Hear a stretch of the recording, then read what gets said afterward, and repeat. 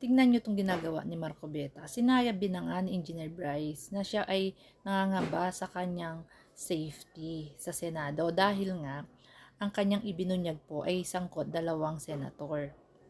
Pero pinipilit niya pa rin na ibalik sa Senado itong si Engineer Bryce na nasa kustodiya na po ng Campo Crame diyan sa PNP diyan sa Campo Crame.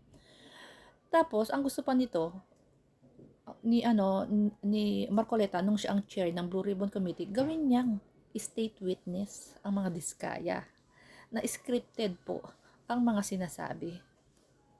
Puro nga kagaguhan ang mga pinaggagawa nitong mga DDS senators na ito. Buti na lang talaga hindi na siya ang chair ng Blue Ribbon Committee. Kasi pinoprotektahan niya yung mga senators na involved. Hinaharang niya yung mga witnesses kapag magsasalita about sa mga senators. Kagaya nung nag-i-interrogate si Tito Soto. 'Di ba? Sabi doon sa witness, pangalanan mo. Sino? Sabi niya.